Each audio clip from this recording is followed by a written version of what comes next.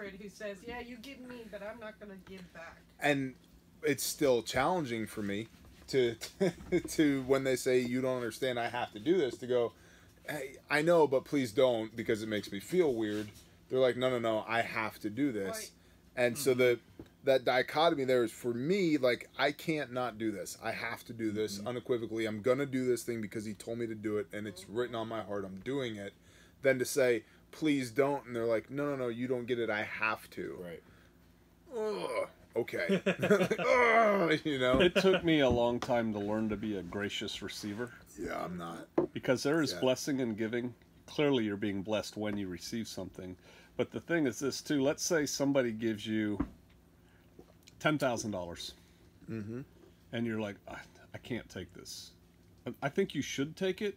And if you just don't have a need for it that you've identified, give it away. Yeah. Go bless somebody else with it. You don't have to bless one person even. You could bless 10 people with $1,000. Or, you know what I mean? It's the Father's will that this is going to go out. It's kind of like when we talked about today, the love. The love's gonna go out. Just take it and reflect it. And you either need it, and he's taking care of you through somebody else, who, you know, thank them and bless them too. But it's the Father taking care of you. You either need it, and so you accept it. And if you don't, you give it to Brother Cody. Right. You know, it's like, hey, here you go. And then he uses it, and it all works out, and it ties into that guy John Mosby in his book, and I can't remember his terms. I don't have a frame of reference for his terms to hang on to him, but like Haminga or something. Yep. It's like it's the goodwill, it's the good karma, man. You know, he doesn't use those words, but it that is what it is, and it's just like, share it, let it flow. It all works. Well, that actually ties into what you were saying earlier, is that if we love the Father, we keep his commandments. And how do we love our brothers or our sisters? We keep his commandments. And so if we're keeping his commandments and these blessings are flowing, if we have a need, those blessings meet our need. If we don't, we pass it on to the next, and that meets their need. And then this kind of like this reciprocal reverberation happens where all these blessings are going around. It's like, I have this thing, do you need it? Well, it's like the boots. Right. The food saver. Right. You know, you said you're getting a food saver, and you just giving us one. That's like, cool. Right. But I can see that, like, I can see the value in that. It's like, I don't need this thing. Why would the tribe's stronger? Because now the tribe has two. That's exactly right. And good. 6 more people in the tribe have good boots on their feet. Awesome, right? But even that ties back to the vicarious living, because there's people out there, literally, I've met them and spoken to them on the phone, that have Connex boxes full of stuff and nobody to share it with. And they go through their Connex boxes regularly and go, I'm going to send this to T. Hopefully he can use it to help his people. And I'm like, yeah, man, if you got it, send it. And stuff shows up. I'm like, I don't know if we can use it, but we can definitely use it. I'll find a home for it. And it's, it is the hand of the Father, but it is also difficult at times for me to be that gracious receiver of it, because I do think there's an element of ego there, but not in the sense of I'm too good. It's in the sense of I don't deserve this. Yeah. So here's the reality, though: none of us deserve squat. I know. Right? So once we get over that, what are you, a pastor or something? How dare you make me introspective?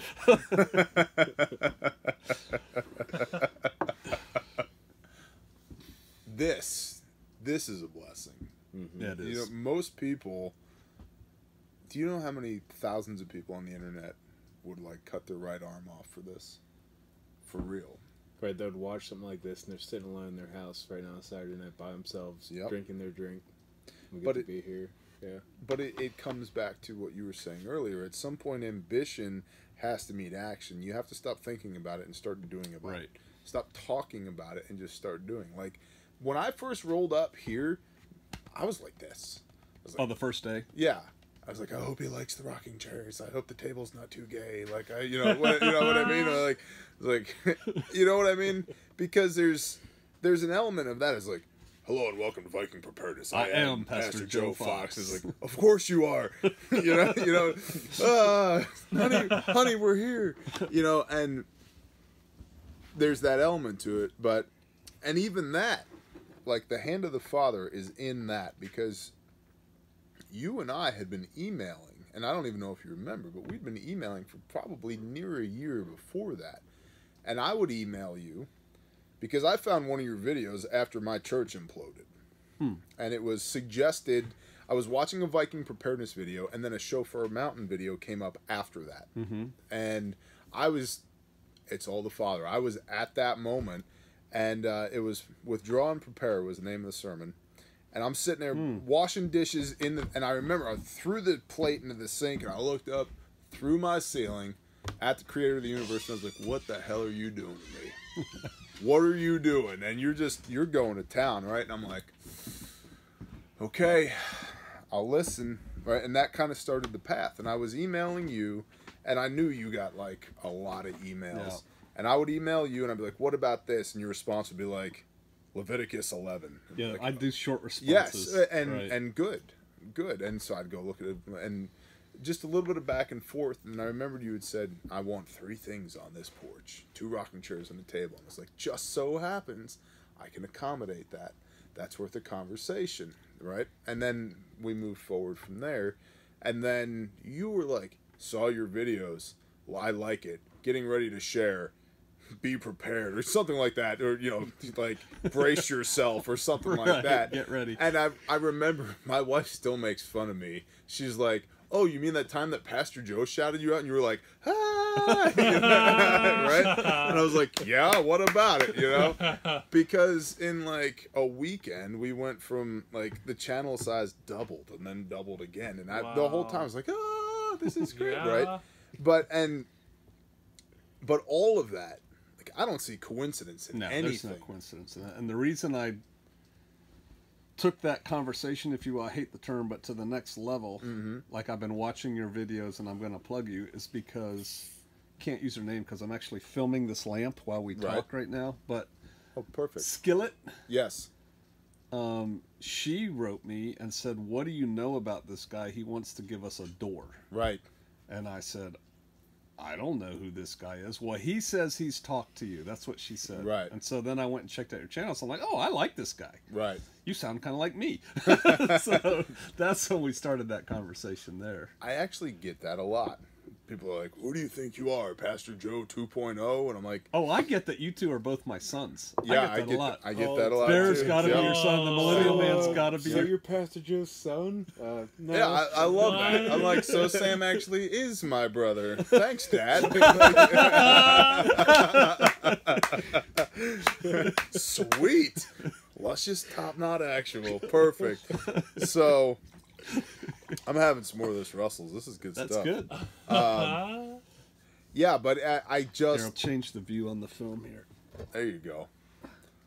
I just can't, for the life of me, think that it's coincidence. It's not coincidence, and I think it cheapens it to think that it even could be coincidence. I don't think things in life are coincidence, really. I agree. Pastor, I have a question. Yeah. Amy wants to contact Abby to invite her to the Women's Day. Yeah, absolutely. Is this okay? Abby Thomas. Yeah, absolutely. We're being filmed right now.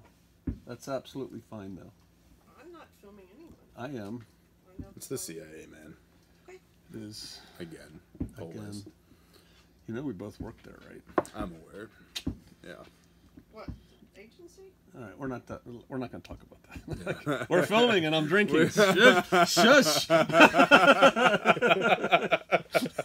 The goat's gotta eat. The goat's gotta eat. Goat's gotta drink. Feed that dang goat, man.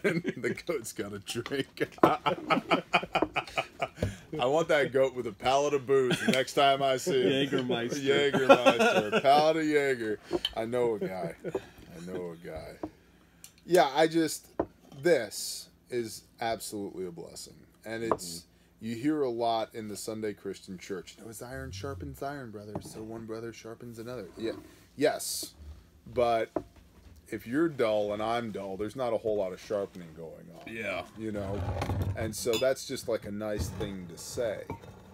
And it's actually kind of a pretentious thing to say because it assumes that I even want you to sharpen me. Right? Well, it assumes that you admit you need sharpening to accept said sharpening. Right. That's a good picture right there. Yeah. Whereas this is actual edification, as far as I'm concerned. Well, I was sitting with Cody today after services. We were like in the corner, and there's like 4 or 5 different conversation groups going on, like all over the house. And I looked at it and I said, man, I love this. This is like, it's just working. There's no force. Right. There's no like forcing people into, you know, okay, we're going to have a conversation group over here that's going to talk about this, and I want these brothers to come over here and come. It's like people were just interacting. And, and then, yeah, not like we're all sitting here hanging out. It's good. Yeah. People would pay for this. Yeah, they would. I know they would. You Sitting could get around. people from 3 different channels by letting them sit in on something like that. 4. We've 4. got Sister Kate Shofar Mountain, Bear Independent, Millennial Man, soon to make a comeback, and me. Yeah, And Brother Cody's going to have one soon. I don't have like the men who follow me who want to talk about man stuff. They're already on your channels. Yeah. Yeah. But many women follow you and would talk about women stuff. Well, it's true. I've seriously considered doing a how to milk a goat class here. We have a lot of YouTube channels in Shofar Mountain. Yes, you do. Well, Remember we went to that one, what was that, an APN thing? Yeah. It's like they started talking about all the YouTube channels, and like every Shofarian there was like, Yeah, there's about 15 of them. Yeah. That was But- all y'all. That was you and Roger. And OTH, TJ. Ozark Geek, Victory Mountain. Yeah. I mean, That was the day what you moved. Home Skillet. Oh, they weren't there. Girlies or something? Oh yeah, the What- girlies. Jorge Escin El Directo, or what's his I channel? can't pronounce it right. That one? Yeah, Jorge's channel. Yeah. I liked when you guys were at the moving. Yeah, that's what we're Yes. talking about. We're all Oh, filming. yeah, yeah, We yeah. did that Yeah. kind of on Down purpose. We were all shooting at the Yeah, same that time. was funny. I like that. That was ridiculous. That was really fun to watch because I Yeah. watched like yours and Yeah. Millennials and Pastor Fox's. That was a cool idea. Well, we came up with that idea way back. I think that's Right around great. when Zach started his channel. We tried to get everyone who came. We're the ones who Yeah, told what I Kristen wanted to do, start a and I guess channel. YouTube doesn't have a way to do it, but they should. Mm-hmm. I wanted to have, like in this case, but this was back then when people had different channels. Let's all have our own channel, but let's be at like one place where somebody can click on like the Shofar Mountain group, Right. and then these 5 channels are all in there. I think Right. there should be a way to set that up, because we could do that today, the Shofar Mountain group, and then you have all the different Shofarians Yeah. YouTube channels. I think that would be cool. I think it would help everybody. Mm-hmm. But It's like having a channel with then content on that channel. we could do Patreon like that. We could set up a Patreon Shofar Mountain and then just have everybody You put their own absolutely videos there. could do that, and that would actually be kind of fun. You might have like figure out a day, like on this day we feature this and this, on that day we feature this and this, on this day we feature this and this. Hey man, goats gotta eat. Careful. Yeah, that could actually be quite interesting. I could probably set up a Shofar Mountain I'm Patreon sure you channel could. and then just give all of us the password to it, Uh-huh. and then just tell the people post videos to it. Buck wild Yeah. with it, right? Have fun with it. You know, loose guidelines. Don't talk about this, this, and this. Right. Like, you know. Yeah, some people I do have to counsel on OPSEC issues. Yeah. But yeah, Yeah. we'll have to play with that later off camera. Yeah, that's a good idea though. And Matter of I fact, how long have we been going? 25 minutes or so. 14 minutes. 14, We can as go I a was little saying. bit longer. 14 minutes.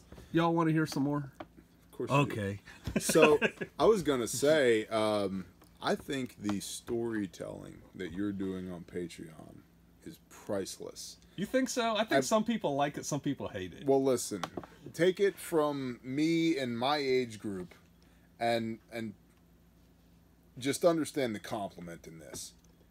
I grew up more or less raised by old farmers in a barn, sitting around listening to stories of guys who had done all this cool stuff as a boy about my son's age, maybe 10 years old, just old enough to like maybe drive a tractor, but probably just throw hay bales. And so 7 or 8. Yeah, right. At about 4 years old, I was throwing 90-pound bales, you know? And so, but to sit around these guys and just hear their life stories and experiences always resonated with me. And I knew that there were lessons in there. If I just paid enough attention to it, Right. I could be entertained and encouraged and educated all at the same time. And so when you tell your stories, to me, it harkens back to that reality of when I was a kid. And it just brings up fond memories because you're educating people while entertaining them at the same time. And I like that because like the bit about the special forces course, and you're navigating, you get in this field full of cows. Most people don't know that those cows aren't going to kill you. I was one of those people at the time. That's my point, right? But that was the educational bit that you expressed in a way that was self-deprecating and it was funny. But to people who do know cows, they're laughing at you. Right. And for people who don't know cows, they're laughing with you. Right. And it is a good story. And so I just enjoy that. And I also think that had this existed at that time, I would have filmed every one of those conversations for posterity, because I would have loved to have been able to go back and listen to all these stories that these old timers were able. Not saying you're an old timer. No, but these, I have a white beard. Well, it's listen, okay. you would have fit in great with this crowd. You know, most of them were baling hay, right? They could make muscles and look like you stuffed bowling balls where their biceps would go. Just huge, huge guys. But I really enjoyed it, and so there's a part of that in your storytelling that brings me back to that stage of my life, and it just touches a chord for me. Well, So, thanks. You're welcome. Janelle likes my stories too. She asks me to tell them to her every now and then. No, Tell me I that do story too. I about- second that. I've a few people. I think we had like a substitute teacher that was really good at telling stories, but just a very few people in my life are good storytellers. Right. And I remember when we did a GOTS at Straightway, like you told a story to me and my dad about how when Joe 7 got married and you were blowing the shofars and it was all crazy. And I'm with him. A good story is priceless. Yep. More stories. More stories. Because, nobody tells good stories. The other thing too is the nuance of that storytelling. There's lessons in there that you don't even know people need to hear. Yeah. And and also we can go here as Hebrews, right? Whether we are grafted in, we wear this mantle of Hebrews, right? We have a strong oral tradition. That's true. We're storytellers, right? And a lot of like the Torah, the Tanakh, that was oral tradition that was then codified and written down, but it was oral tradition. Right. And so storytelling is very much so a lost art, and I think there's a lot to be learned in the telling of stories. And when you were talking about like that Sasquatch encounter, man, I could feel those eyes that were on you when you were talking. And I was like, I was sitting at my desk. That's a true story too, man. I know. I don't make them up. I was sitting at my desk working, and I had my Patreon on my phone as I was doing work, and I'm like, I kind of stopped typing and looked over my shoulder, and I was like, what's going on? My around shotgun, there? man. Honey, load my weapon, And so it's very experiential, and you're good at it. So I think you should keep doing it. Oh my gosh, not the story. Don't even get us started. We have so many dog stories. I do have a lot of dog stories, and at one time I was thinking about writing a book, and just like sitting down and writing out one of my dog stories. Right. And then, just putting them all together and having chapters with the name of the dog. Right. Like, Ranger, blah, blah, blah, blah, blah, Wally, dun, dun, dun, dun, dun. And then I realized You need some more. all my dog stories I'm getting milk. end with the death of the dog, right? So I sad mean, there's a dog reason. stories. There's a reason we don't have those dogs anymore. And then I was thinking the type of people who are going to buy a book of dog stories are probably those over-the-top dog lovers. Yeah. Like, I love my dogs and I take care of them. I mean, I rescued the dog that became Uda. I care about him. Have you guys told that But story? man, I'll cap a dog in a second. Yep. If you attack somebody or you kill too many chickens, and Sister Kate calls me from the intensive care and says, when I get home, that dog better be gone. I mean, It will be. And so then I'm thinking, oh no, people are going to hate me, man. So I just can't do that book. Did you tell him how you got Uta yet? Yeah, I told that story on Patreon. So This is TJ knows? The best bite. Yeah. You seeing this? Like trail mix. This is how you right? snack. Yeah. What'd you do? Grab some of the peanuts, some of the nuts, some of the like 5 M&Ms, 2 pretzels, and then a giant Brazil nut. I think. Mm-hmm. This is the bite. Yeah, this is how you snack. Chased down by Russell's. Russell's is good, right? Yeah, Viva la America. So here's the story. Little vignette. I went and got to keep it top sec, but the guy who's teaching me how to blacksmith, I met him somewhere else. That's it's offline. But he said, "Hey, meet me at my house and we'll go blacksmith on Monday." So I went to his house and his wife was there. And man, we're talking about something keto dieting or something. Like it's really working for her. Keto diet, and he's starting to do it and it's working for him. And I said, "Well, I guess I'm going to have to give up whiskey." And she said, "No. Whiskey's on the approved list." I said, "Really?" I said, "Oh, I'm kind of a whiskey snob these days." She goes, "So am I. What do you like?" So she knew what Russell's was. And she's like, "Oh, yeah, I really like Russell's too. That's a good whiskey." And I'm like, wow, I'm sitting here talking to a younger woman. I mean, you know, clearly she's younger than me. And she knows her whiskey. And I'm like, this is pretty cool. And then I'm going to go blacksmithing with her husband. You know, this is a cool couple. Hey, you should keep her. She knows what Russell's is. I did tell him that during the course of the night. Yeah. That's awesome. So, how do you pronounce the name of the knife that you're making? Sax? It's called a sax. It looks Okay. like seax, but it's Yes. called a sax. It's where the word Saxon comes from. Right. And somebody who shall remain unnamed showed up late to that show and is a really smart person. And just like off the cuff started giving a master's level dissertation on the Saxons and the knife and the comes from the German, this, that, and the other thing. It was pretty kind of a cool conversation. That's cool. But it's called a sax. And normally they're about this big.